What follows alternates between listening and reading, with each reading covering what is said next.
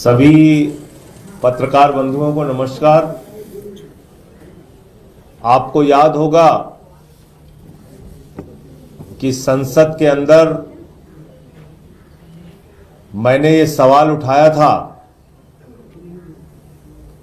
कि भारतीय जनता पार्टी दिल्ली के अंदर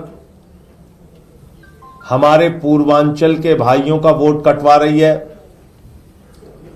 यूपी बिहार के लोगों का वोट कटवा रही है, वर्षों से दिल्ली में रहने वाले लोगों का वोट कटवा रही है और ये एक प्रकार का चुनावी घोटाला करके चुनाव को जीतना चाहते हैं। और मैंने नाम पढ़ा था संसद में, राम सिंह जी का नाम पढ़ा था, राम जी का नाम पढ़ा था, छोटेलाल वर्मा का नाम पढ़ा था, सारे नाम पढ़े थे। और मैंने बीजेपी के राष्ट्रीय अध्यक्ष महोदय से पूछा था कि क्या ये लोग रोहिंग्या हैं, बांग्लादेशी हैं? क्योंकि बीजेपी के राष्ट्रीय अध्यक्ष ने कहा हम बांग्लादेशियों का नाम कटवा रहे हैं, रोहिंग्याओं का नाम कटवा रहे हैं, पूर्वांचलियों का नाम कटवा रहे हैं। तो 30-30 साल, 40-40 साल से दिल्ली में रहने वाले हमारे यूपी बिहार पूर्वांचल के भाई वो अपने ही देश में बांग्लादेशी हो गए। वो हमारा झारखंड का रहने वाला भाई, बिहार का रहने वाला, यूपी का रहने वाला, हम अपने ही देश में रोहिंग्या हो गए। और जब मैंने उनको रंगे हाथों पकड़ा भारतीय जनता पार्टी को और एक एक नाम मैंने पढ़ के बताए तो उससे भारतीय जनता पार्टी बौखला गई। और आपने देखा होगा कि उसके बाद पूरे दिल्ली में इन्होंने एक अभियान चला दिया नाम कटवाने का।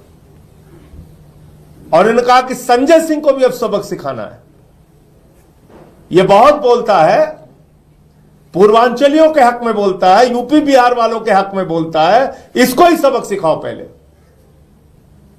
तो उन्होंने क्या किया कि नई दिल्ली विधानसभा क्षेत्र में जहां के विधायक श्री अरविंद केजरीवाल जी हैं, वहां पर हमारी पत्नी अनीता सिंह जी का नाम कटवाने के लिए एप्लीकेशन दे दी।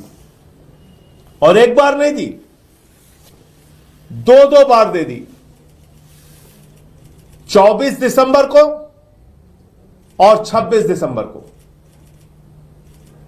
हमारी पत्नी अनीता सिंह जी जौनपुर की रहने वाली हैं, ये भी पूर्वांचल से हैं।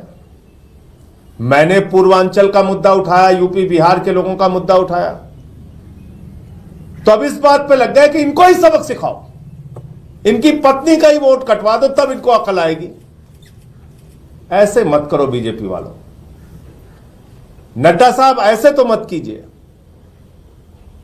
इस तरह से तो दिल्ली के अंदर चुनावी घोटाला मत करो भाजपाइयों, इस तरीके से तो चुनाव मत कराओ तुम। सबके वोट कटवा के चुनाव जीतना चाहते हो। जब अरविंद केजरीवाल जी के क्षेत्र में एक सांसद की पत्नी का, जो पूर्वांचल की रहने वाली है, उनका वोट आप कटवा रहे हो, तो अब यह बात पूरे दिल्ली के लिए स्पष्ट हो चुकी। मेरा दावा, मेरा कथन, मेरा मुद्दा 100% सही था कि पूर्वांचल के, यूपी के, बिहार के लोगों के वोट भारतीय जनता पार्टी कटवा रही है। आप मेरी पत्नी का ही वोट कटवाने के लिए एप्लीकेशन दे आए। 2 बार, 24 दिसंबर और 26 दिसंबर। मैं जिस महिला की ओर से एप्लीकेशन पढ़ा, उनका नाम नहीं लेना चाहूंगा, लेकिन उनकी डिटेल मैं चाहूंगा कि आप लोग खुद से पता कीजिए कि वो कौन है जिन्होंने ये एप्लीकेशन दिया। अब आप देखिए, ये अनीता सिंह जी जो हमारी पत्नी है, उनका जो वोटर आईडी कार्ड का नंबर है BTM 220 29 और 35, 220 BTM 220 29 35, BTM 22022935 और CPWD का सर्विस सेंटर जो है वहां पे इनका वोट पड़ता है। ये पूरी उसकी डिटेल है और इसलिए मैं मीडिया के बंधुओं से कहना चाहूंगा, आप लोग भी कृपा करके नजर रखिए। दिल्ली में ये लोग बड़ा चुनावी घोटाला करना चाहते हैं। हम लोगों ने केंद्रीय चुनाव आयोग को भी इसकी शिकायत की है। संसद के अंदर भी मैंने ये मुद्दा उठाया है। श्री अरविंद केजरीवाल जी के साथ मिलकर जाके हम लोगों ने चुनाव आयोग को भी कहा है, लेकिन अपनी हरकतों से बीजेपी बाज नहीं आ रही है और वोट कटवाने के अभियान में लगातार जुटी हुई है। तो मैं देश के मीडिया बंधुओं से, आप लोगों से भी हाथ जोड़ के निवेदन करूंगा कि जो प्रयोग इन्होंने महाराष्ट्र के अंदर किया, हरियाणा के अंदर किया, उसी चोर दरवाजे से वोट कटवा के चुनाव जीतने की भारतीय जनता पार्टी की मुहिम को विफल करना है और इसमें सच्चाई आपको दिखाने की आपसे अपील कर रहा हूं। मैं जो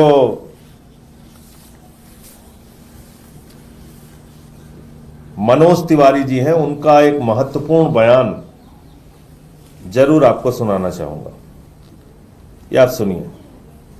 आरकेपुरम के 3800 लोगों के वोट कटवाए गए। वहां के वोटर्स को अपने वोटर आईडी कार्ड के साथ, आधार कार्ड के साथ मैंने मीडिया के सामने रखा और वो सारे के सारे हिंदू थे। अब कह रहे वो बांग्लादेश से आए हुए, यूपी के, बिहार के, दिल्ली के, हरियाणा के रहने वाले लोग। मैं यहीं से चलना चाहता हूं।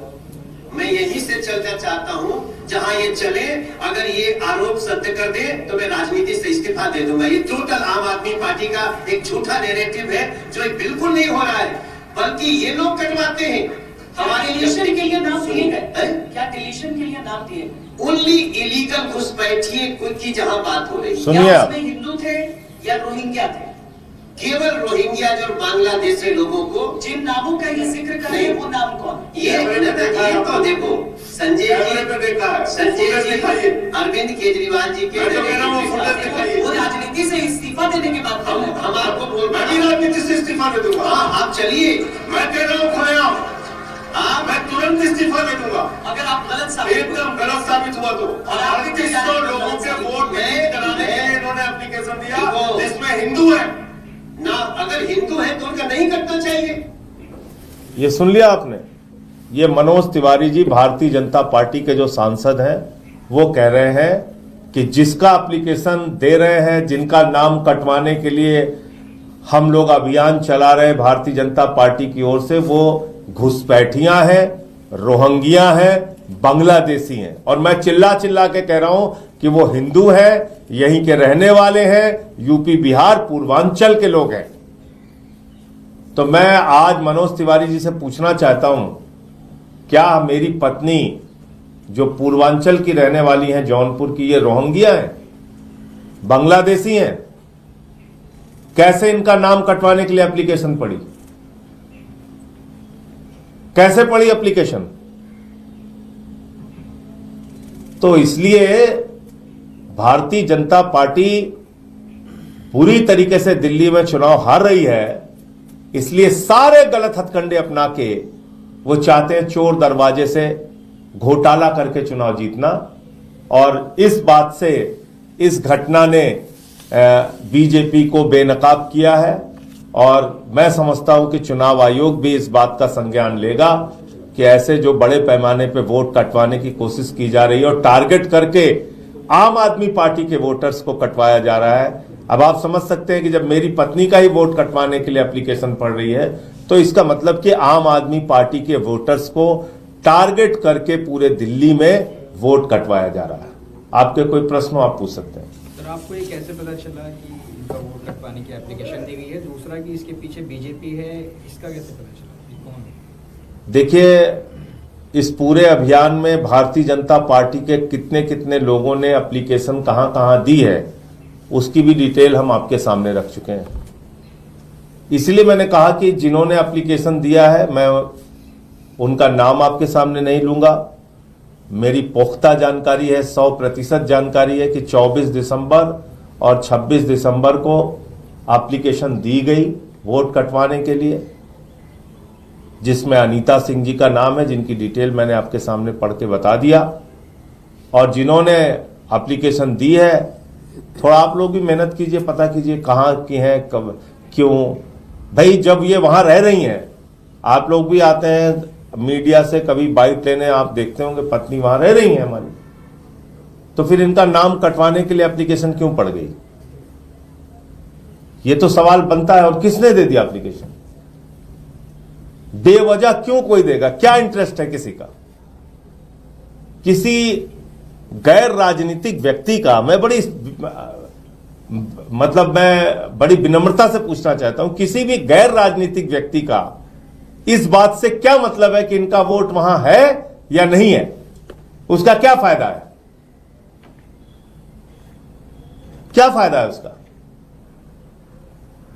तो भारतीय जनता पार्टी तो अभियान चला रही है। मैम, तो तुगलकाबाद के बूथ नंबर 117 का हमने डिटेल दिया था, शायद 117 या 115, जहां पे कुल 1300 वोट है, और बीजेपी के कार्यकर्ताओं ने 554 वोट कटवाने के लिए एप्लीकेशन दे दी।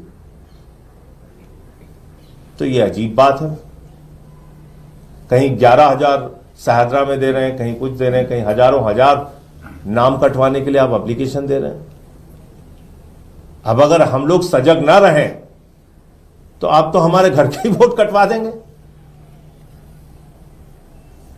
धन्यवाद। चुनाव में भी क्या इन्होंने यहीं पे वोट डाला था और जाके उसी जगह पे नई दिल्ली विधानसभा में ही वोट डाला था। सर, हरदीप पुरी का बयान आया, वो कह रहे हैं कि बांग्लादेशी रोहिंग्या को लेकर अरविंद केजरीवाल ने खुद ही आपत्ति दर्ज की थी, अब उनको अगर हटा रहे हैं, उनके वोटर लिस्ट से नाम हटवा रहे हैं, तो मैं तो पूछ रहा हूं भाई, ये इनका नाम अनीता सिंह है, जौनपुर की रहने वाली है, मेरी पत्नी है। हरदीप पुरी जी से पूछ के मेरी मदद कीजिए कि ये बांग्लादेश से है कि रोहिंग्या है कि क्या है, बता दीजिए। और वो जो नाम मैंने पढ़ा था, राम सिंह, राम, छोटेलाल वर्मा, वो सब रोहिंग्या है कि बांग्लादेशी है? क्यों ड्रामा कर रहे हैं लोग? एक्सपोज हो चुके हैं दिल्ली में वाजपेयी, क्यों ड्रामा कर रहे हैं? और खुद हरदीप पुरी जी एक्सपोज हो चुके हैं। बक्करवाला ईडब्ल्यूएस कॉलोनी में तो हरदीप पुरी जी ने बसाया है रोहिंग्या और बांग्लादेशियों को। वो बता रहे थे यूएन की पॉलिसी है, 24 घंटे उनको पुलिस का प्रोटेक्शन है। मतलब अपने गुनाहों पे जश्न कैसे मनाना है, ये कोई भाजपाइयों से सीखे। गुनाह भी इनका कि 10 साल से घुसपैठिए हिंदुस्तान में आ रहे हैं, ये कुछ नहीं कर पाए बेचारे। जो कहते हैं हमारा सीना 56 इंची का है और 156 इंची का है और हम तो भगवान के अवतार हैं, इंसान है ही नहीं है। उनके राज में 10 साल से घुसपैठिया बांग्लादेशी सब त्रिपुरा, आसाम, बंगाल, झारखंड, बिहार, यूपी पार करके दिल्ली में आके रह भी गए और ये बेचारे कुछ नहीं कर पाए। एक बांग्लादेशी डिपोर्ट नहीं कर पाए आज तक। तो तुम्हारा गुनाह, तुम्हारा अपराध, तुम्हारा पाप, और खुद ही जश्न मना रहे हो उस पे। तो मतलब बेशर्मी देखिए कि उस पे बोलने की इनकी हिम्मत नहीं होनी चाहिए, बोल भी रहे हैं लोग। अब देखिए इनकी हालत।